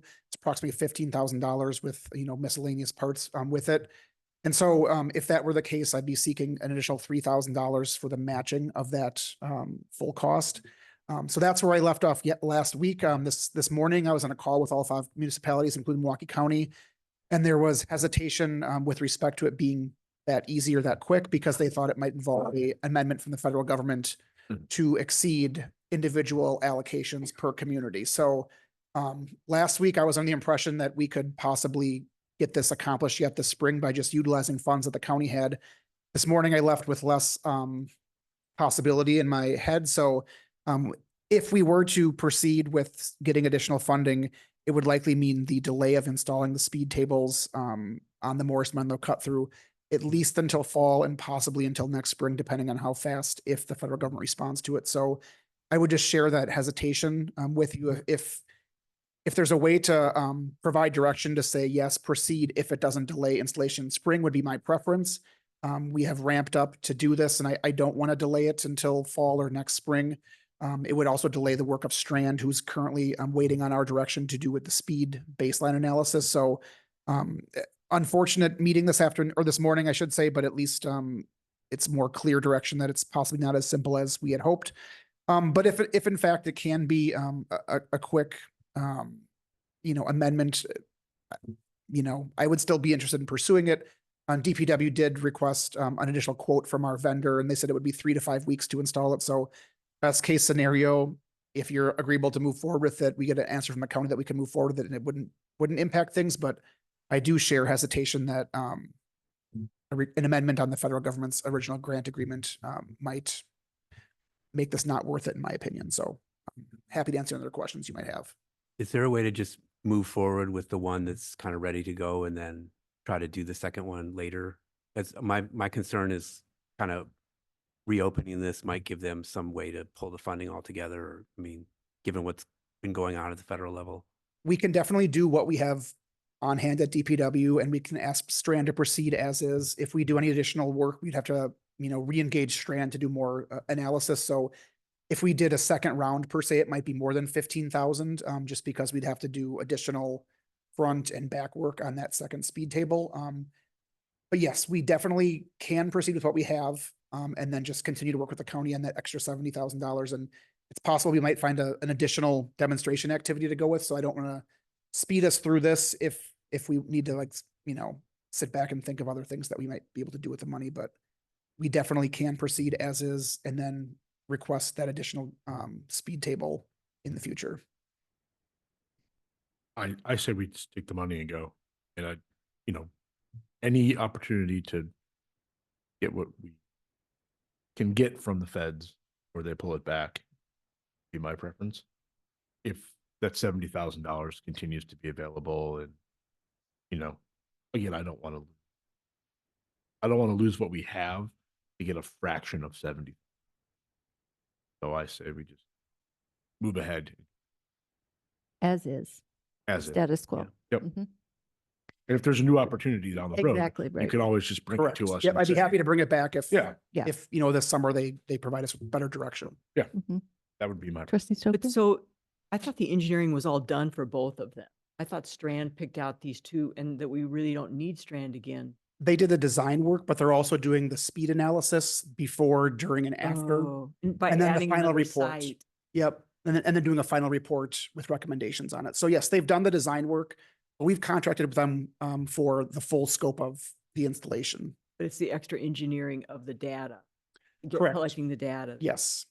So I thought, yeah, I think we should just go with what we've got, but I would like to point out, it did seem like the thing with speed tables was the industry standard is to put 2, that's the way it's most effective is if there are 2. But if we can't, I would agree, it's too bad we can't do it the way it's supposed to be done, because when you come across them, they typically are always. But I think too, we should just go with, if there's any way to move forward and only spend, does the 3, that includes the strength engineering? Because it's 15, county's gonna pay another 15, we pay 3. If we get the 7, a piece of the 70. It would be 15 total to install it during this round, and that would not require any additional engineering work because they'll be out there doing those studies. But if we do it as a second activity, we'd probably have to add at least probably $5,000 to $10,000 for the additional communication education or communication engineering work Okay, on it. yeah. So I'm not in favor of that, then unfortunately. Yeah, I would, again, echo what other trustees have said and want to proceed with what we have, just to be realistic. I guess I do wonder, I mean, does Strand have a point of view on the quality of the data that we would be getting just based on that? It would not be an ideal implementation.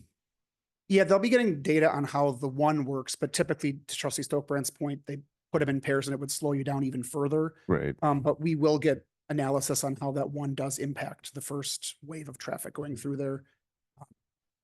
Yeah, and I'd be happy to continue to work with the county to see if there's opportunities for a second one.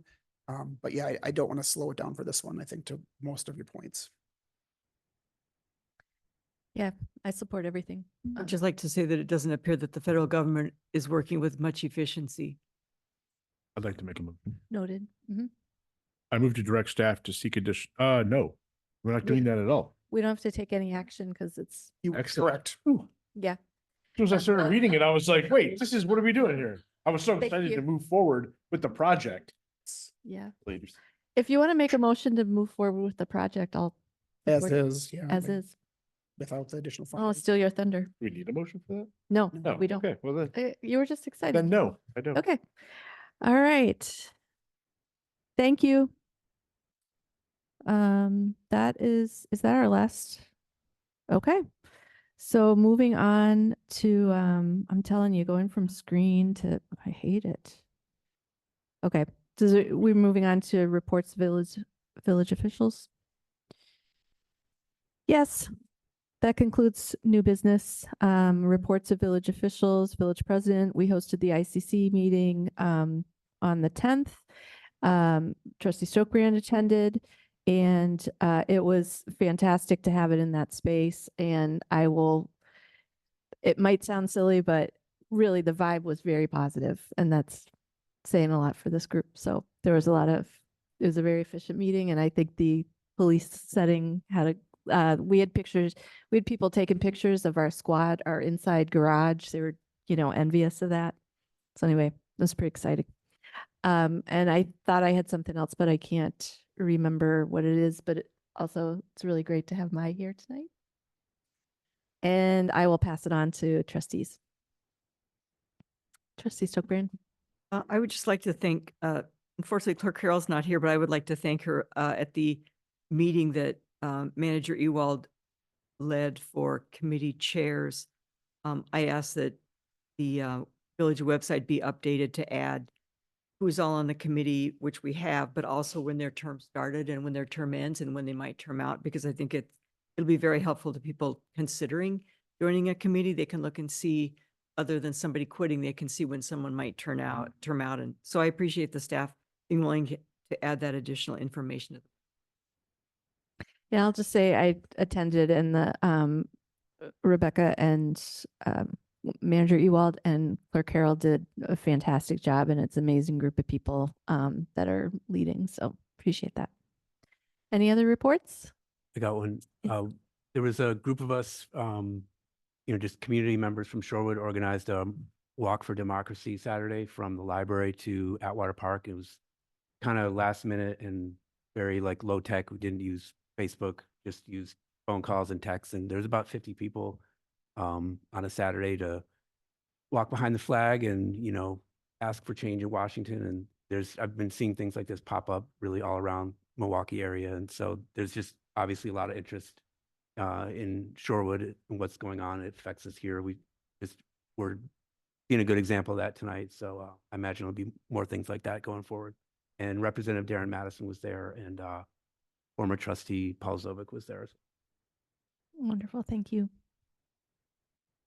Okay, Manager Ewald? No report? We don't have any future items, correct?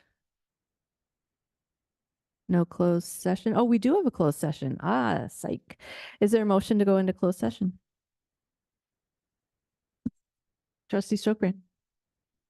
I move that the village board consider moving into closed session pursuant to Wisconsin statute, section 19.851E, to deliberate or negotiate the purchasing public properties where competitive or bargaining reasons require a closed session to discuss prospective properties for the new DPW. Second. Motion by trustee Stokbrand, seconded by trustee Kudo. This will be a roll call vote. Trustee Stokbrand, Aye. trustee Underfer, Aye. trustee McGovern, Aye. trustee Kudo, Yes.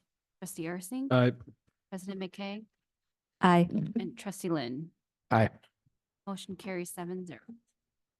All right. And just for the recording to pick up, while only Toya is online, if there are members of the public who watch this later, there is no slated action following this closed session, so we'll be stopping the recording at this point in time. And we are going into closed session at 8:12.